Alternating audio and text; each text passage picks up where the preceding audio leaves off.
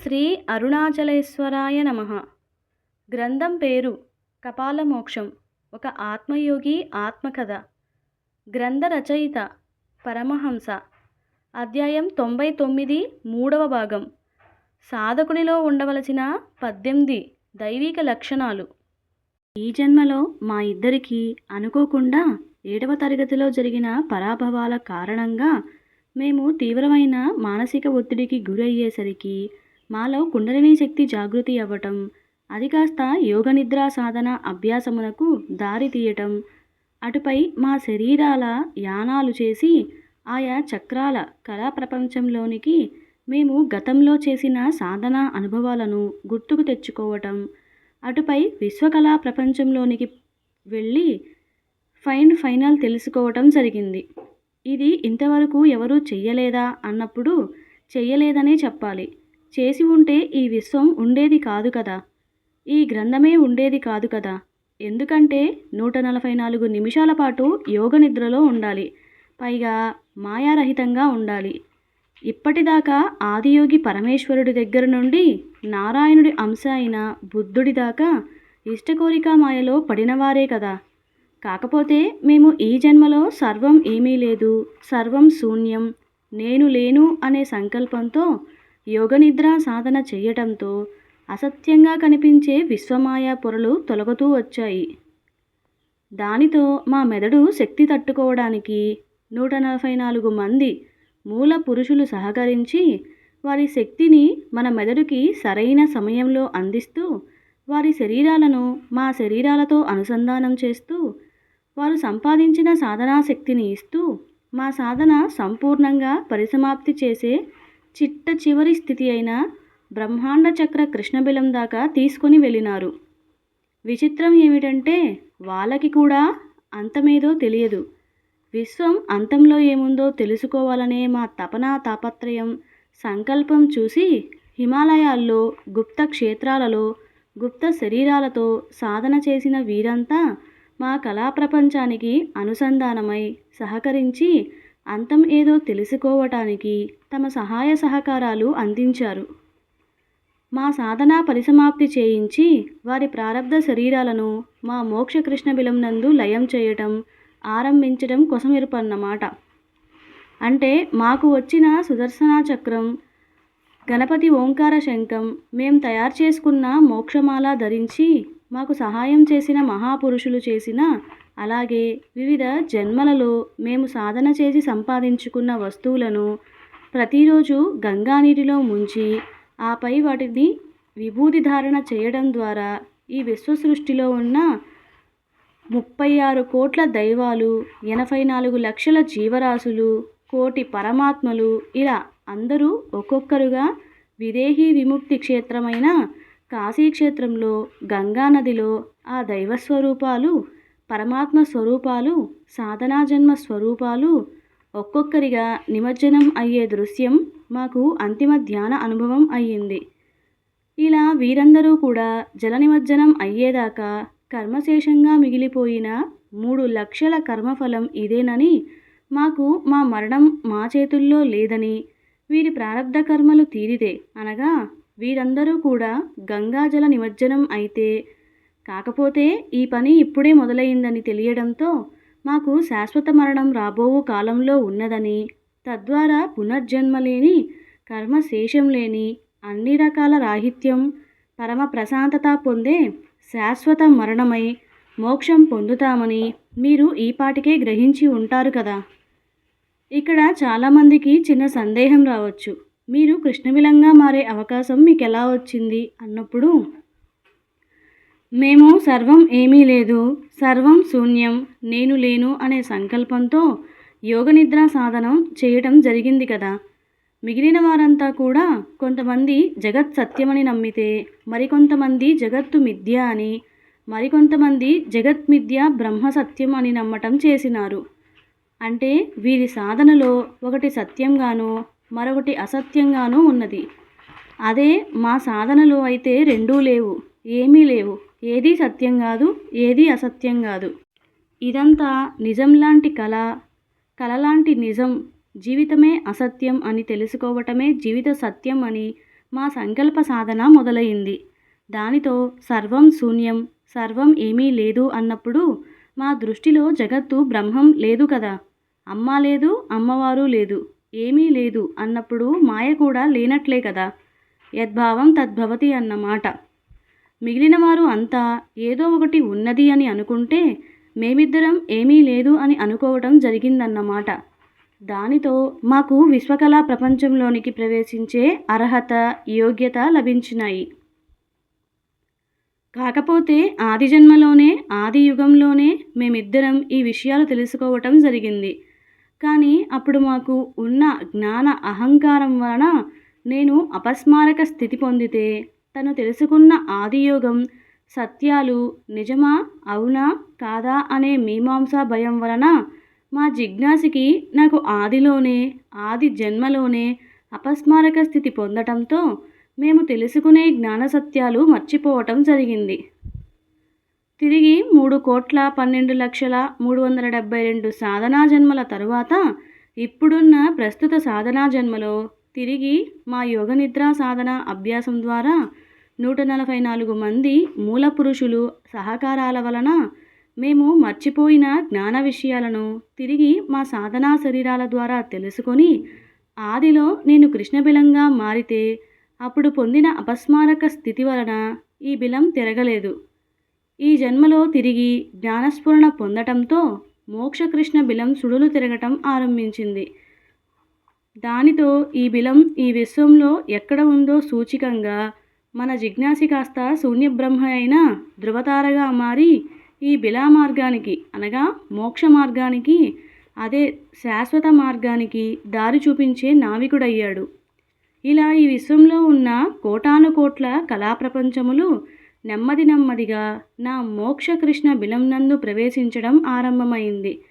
0.01% నాశనం అవ్వడానికి అనగా కృష్ణబిలంలోని న్యూట్రాన్ల యొక్క కాంతి కాస్త కాంతిహీనంగా అవ్వటానికి సుమారుగా 10,11,000,000,000 కోట్ల సంవత్సరాలు పడుతుందని గ్రహించాము. కాకపోతే ఈ సంవత్సరం 2019 జూలై 16 పౌర్ణమి నుండి ఈ కృష్ణబిలం అంతరించడానికి నాంది అయ్యింది. అంతమే ఆరంభం అయ్యింది. మర్చిపోయిన విషయాన్ని జ్ఞప్తికి తెచ్చుకొని జ్ఞాపకంగా మిగిలిపోయింది. అంటే 118 సినిమాలోని అమ్మాయిని చంపుతున్నప్పుడు నన్ను మీరు చంపవచ్చు కానీ నేను తెలుసుకున్న రహస్యమును లోకానికి తెలియచేయాలనే నా ఆలోచన, నా సంకల్పం మీరు నాశనం చెయ్యలేరు.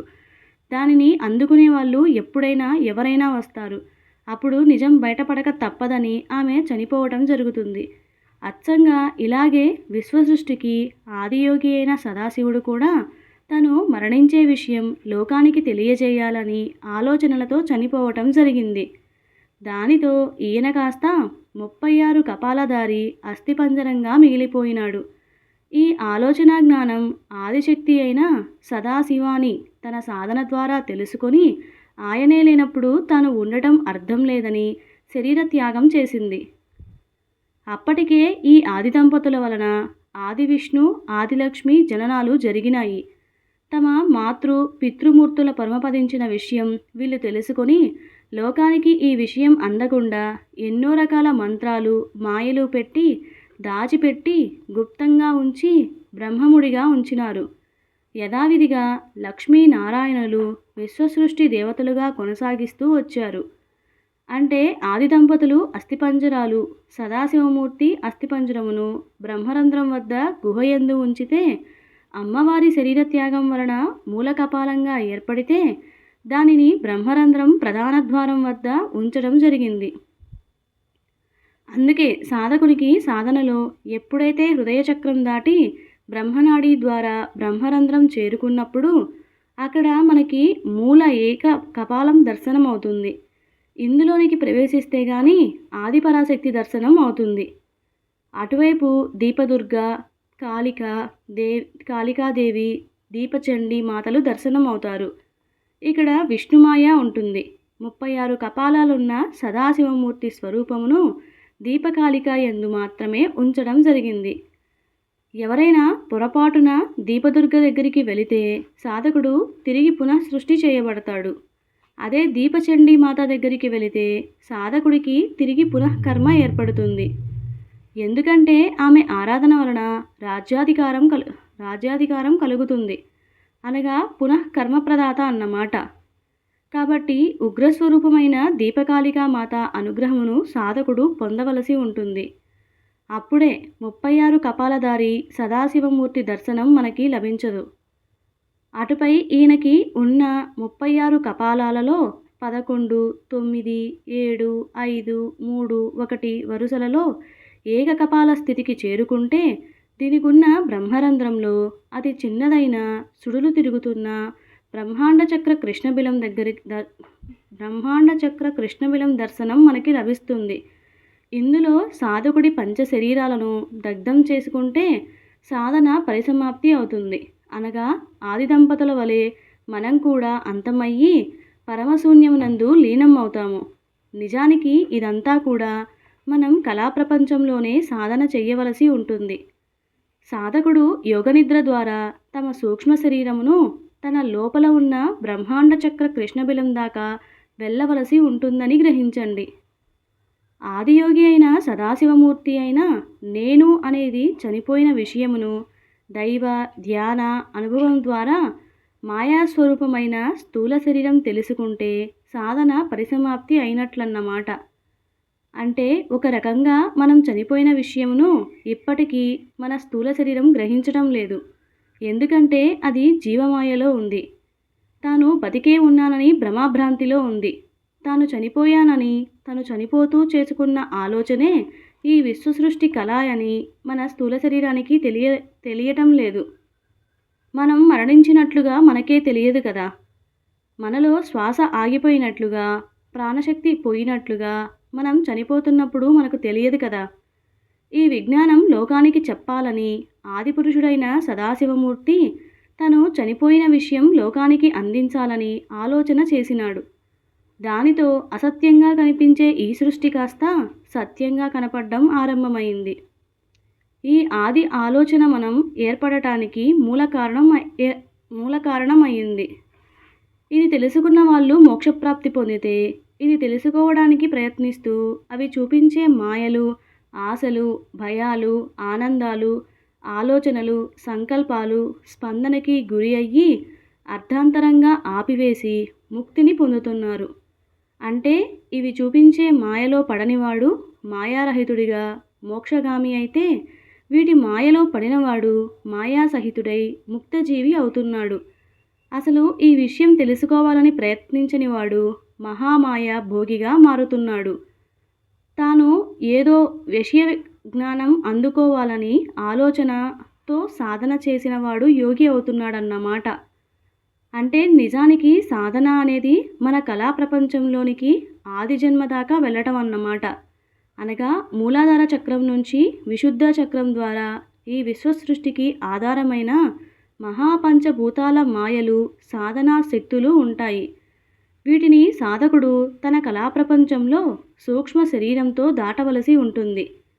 అలాగే ఆజ్ఞాచక్రం వద్ద కనిపించే దైవ సాక్షాత్కారం అనేది ఆది జన్మలో పూజించిన దైవమని గ్రహించాలి. అలాగే సహస్రార చక్రం వద్ద కనిపించే ఆత్మ సాక్షాత్కారం అనేది ఆది జన్మ ఏమిటో తెలుసుకోవచ్చునన్నమాట. అలాగే హృదయ చక్రం వద్ద ఈ ఆది జన్మ ఏర్పడటానికి మన మూల కారణమైన కోరిక ఏమిటో తెలుసుకోవటం అన్నమాట. ఇక బ్రహ్మరంధ్రం వద్ద కనిపించే బ్రహ్మాండ చక్రంలో ఆదిలో అప్పటికే తను చనిపోయిన జ్ఞానస్ఫురణను పొందటం జరుగుతుంది. ఆదిలో చనిపోయిన విషయం లోకానికి తెలియకుండా ఇన్నాళ్ళు మాయా స్వరూపాలు అయిన విష్ణు, దేవి మాయలు జాగ్రత్తగా మరుగున పరిచినాయి. ఇదంతా కూడా మీరు మీ సాధనలో, యోగనిద్రా సాధనలో ధ్యాన అనుభవాలు పొందుతూ తెలుసుకుంటారు. ఒక రకంగా చెప్పాలంటే మీరు యోగనిద్రా సాధన అనే పేరుతో నిద్రపోతూ అసలు మీకు సంబంధించిన కళ ఆదిలో ఏం జరిగిందో మీ సూక్ష్మ శరీర యానంతో తెలుసుకోవటం యోగ సాధన అవుతుంది. సాధకుడు యోగనిద్ర పొందిన సమాధి స్థితిని పొందినా కూడా నిద్రలోనే కళలోని తన సూక్ష్మ శరీర యానం ద్వారా దైవ అనుభవాలు పొందక తప్పదు అని గ్రహించండి. భోగనిద్రలో జరగబోయే సంఘటనలు తెలిస్తే అదే యోగనిద్రలో అసలు ఏం జరుగుతుందో తెలుస్తుంది.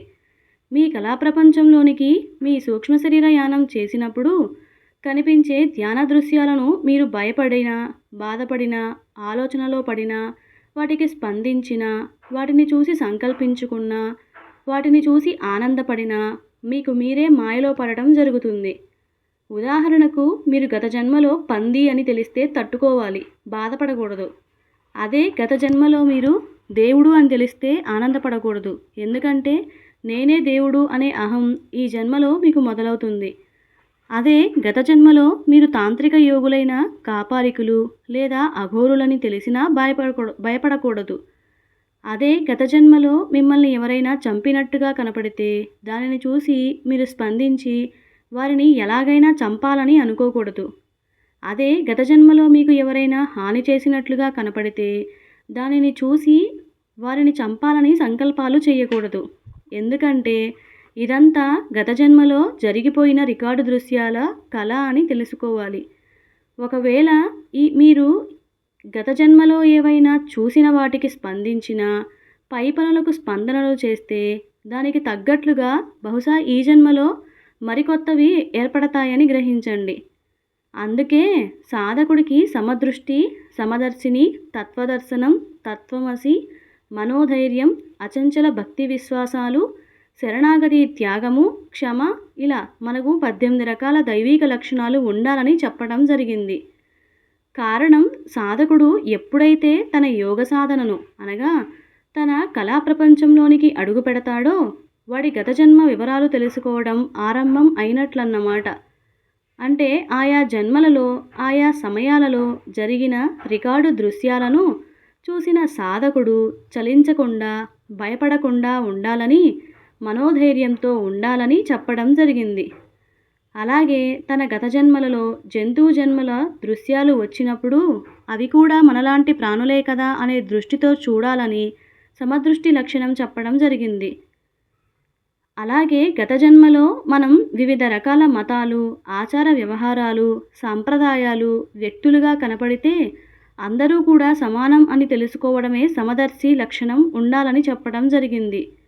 గత జన్మలో ఎవరైనా మీకు హాని చేసిన వ్యక్తులు కనపడితే వారిని చూసి క్షమించాలని, క్షమాగుణం కలిగి ఉండాలని చెప్పడం జరిగింది.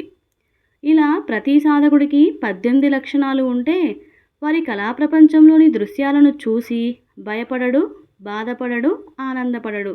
ఇదియే స్థితప్రజ్ఞత, తత్వమసి, అద్వైత స్థితి అన్నమాట.